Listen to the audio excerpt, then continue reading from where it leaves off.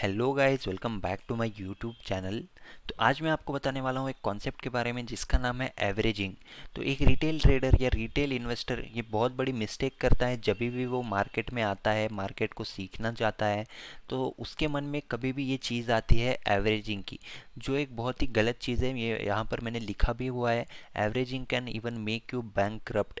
तो ये क्यों मैंने लिखा हुआ है, क्यों ऐसा होता है, ये मैं आपको डिटेल में समझाऊंगा और इसके बदले में आपको क्या करना चाहिए ये भी मैं आपको बताऊंगा। तो चलिए स्टार्ट करते हैं हम लोग।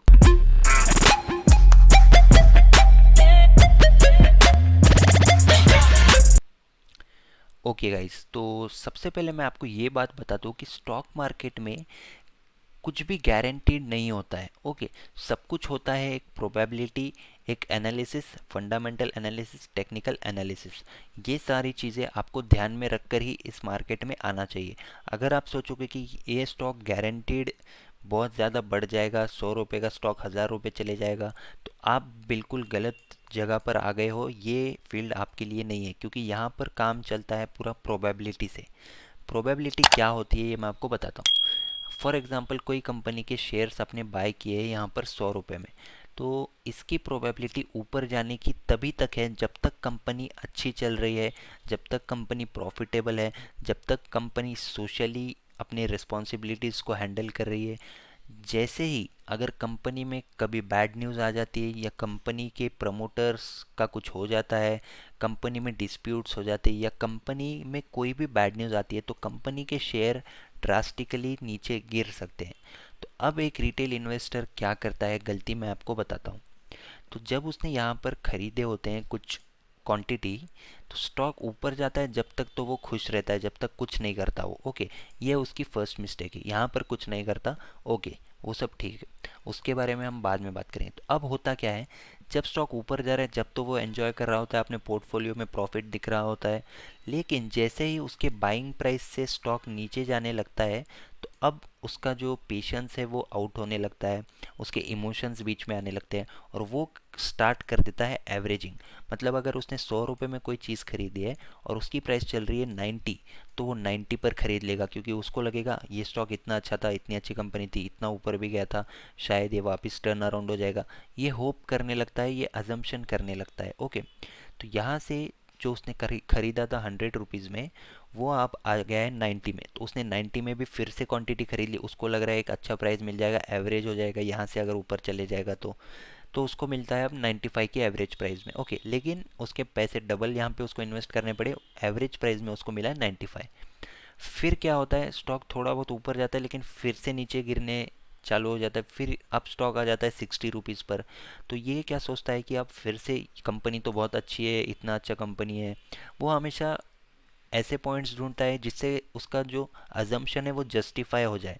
वो ऐसे पॉजिटिव पॉइंट्स ढूंढेगा कंपनी के बारे में कि ये है, अभी इसका रिजल्ट आने वाला है, या रिजल्ट बहुत अच्छा है, कंपनी कोई न्यू प्रोडक्ट लॉन्च करिए, इस तरह के अजम्पशन करके वो एवरेजिंग करने लगता है। तो 100 का उसने एवरेजिंग कर लिया 80 पे, 80 का 60 पे, इस तरह से उसको प्राइस कुछ मिल जाएगी नीचे की। लेकिन स्टॉक तो अभी भी नीचे नीचे ही जाएगा, क्योंकि आपने अभी तक बैक टेस्टिंग की ही नहीं है इस कॉन्सेप्ट पर। कितनी भी अच्छी कंपनी हो, चाहे मतलब आपको कितने नाम लूँ मैं, सुजलॉन हो गया, जेट एयरवेज हो गया और यस बैंक हो गया, आपने कितने सारे शेयर देखे होंगे, इतनी अच्छी बड़ी बड़ी कंपनीज है, लेकिन उनके शेयर्स आज एकदम नीचे के लेवल पर ट्रेड कर रहे हैं। और इसी तरह से 200, 300, 400 रुपये पे इन्वेस्टर्स, रिटेल इन्वेस्टर्स ने उसमें इन्वेस्ट किया था और फिर वो नीचे जाते गए, ये लोगों ने एवरेजिंग करते गए, उनके पैसे भी अटक गए और वो लोग एक होप बनाकर बैठ गए यहाँ पर। ओके, तो ये बहुत बड़ी मिस्टेक है, आपको नहीं करनी चाहिए, क्योंकि आपका पैसा जो है वो अटक जाता है यहाँ पर। स्टॉक कितनी दिन में ऊपर जाएगा, कब ऊपर जाएगा, क्यों जाएगा, ये किसी को पता नहीं होता है। ओके, तो आपको बस देखना है कोई फंडामेंटली अच्छी कंपनी, उसमें इन्वेस्ट करना है। जैसे जैसे प्राइस ऊपर जाएगा, अगर आप उस प्रॉफिट से सेटिस्फैक्ट्री हो तो आप प्रॉफिट बुकिंग कर सकते हो, या थोड़ी थोड़ी क्वांटिटी उसमें ऐड भी कर सकते हो, या फिर आप या थोड़ी थोड़ी क्वांटिटी बुक कर सकते हो, प्रॉफिट निकाल सकते हो। जब तक फंडामेंटली सही चल रहा है आपको प्रॉफिट लेते रहना है।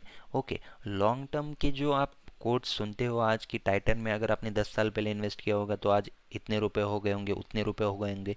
उससे ज़्यादा कंपनीज है जिसमें अगर आपने 10 साल पहले इन्वेस्ट किया होता तो वो ज़ीरो भी हो चुके होंगे।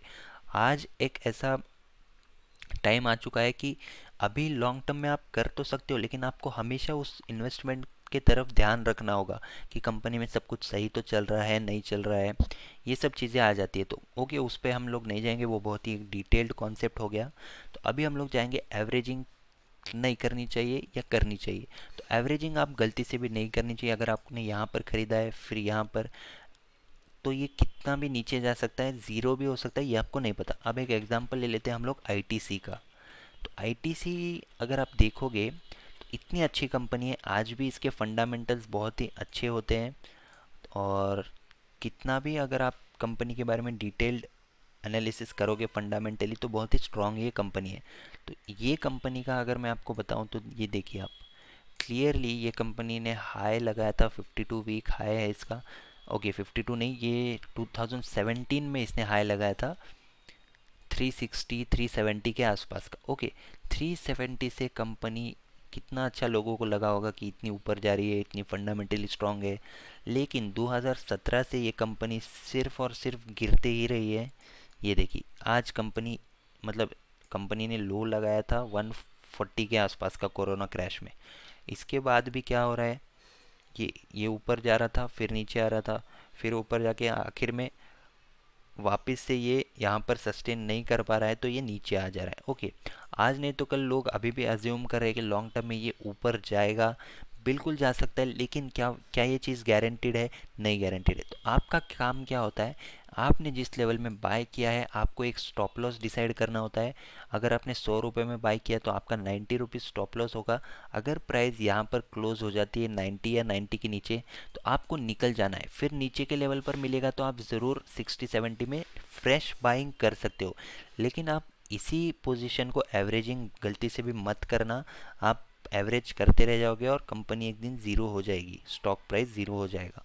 तो यही मैं आपको बताना चाहता था कि एवरेजिंग नहीं करनी चाहिए, आपको करनी चाहिए पिरामिडिंग। अब पिरामिडिंग क्या होता है, इसके लिए मैं एक अलग से वीडियो बनाऊंगा, इसके बाद तुरंत बनाऊंगा, कल वो वीडियो आ जाएगी। तो आपको आई होप कि एवरेजिंग का पार्ट समझ में आ गया है। सो आज के लिए हम ये कॉन्सेप्ट को यहीं पर करते हैं। तो आपको ये हमेशा ध्यान में रखना है कि एवरेजिंग कभी भी नहीं करनी है आपको, और आपको क्या करना है इसके बदले में ये मैं आपको नेक्स्ट वीडियो में बताऊंगा। तब तक के लिए अगर आप इंट्राडे ट्रेडिंग करते हो तो आपको मेरा चैनल पर बहुत ही बेनिफिशियल इम्पोर्टेंट कंटेंट मिल जाएगा। इंट्राडे स्ट्रैटेजीज मिल जाएंगी, पूरे डिटेल्ड एनालिसिस मिल जाएंगे, और डिटेल में लर्निंग आपको मिल जाएगी। ऑप्शंस के लिए भी स्ट्राइक प्राइस सिलेक्शन वगैरह सभी चीज़ों के लिए मैंने बताया है, यहाँ पर वीडियोस बनाई हुई है। तो आप सभी देख लेना, बहुत अच्छी अच्छी स्ट्रैटेजीज़ मैंने बनाई हुई है। तो सभी डिटेल में वीडियोस होती है। ये कुछ इन्वेस्टर्स के लिए और रिटेलर्स के लिए मैंने एवरेजिंग पर वीडियो बनाई है, क्योंकि बहुत लोगों का पैसा ऐसे ही कुछ स्टॉक्स में अटका हुआ है, और ये कॉन्सेप्ट बहुत गलत है एवरेजिंग का। तो जो भी ऐसा करता है उसको रोकिए, ये पूरा गलत कॉन्सेप्ट है एवरेजिंग का। एवरेजिंग आपको ऊपर के साइड करनी चाहिए, जिसको बोलते हैं पिरामिडिंग। उसके ऊपर डिटेल में वीडियो में नेक्स्ट में बना दूंगा। ओके, सो अगर आप चैनल पर नए हो तो सब्सक्राइब कर दीजिए और इस वीडियो को लाइक कर देना अगर आपको कुछ इंपॉर्टेंट लर्निंग मिली है तो thank you so much for watching this video guys, and see you in the next video. Thank you.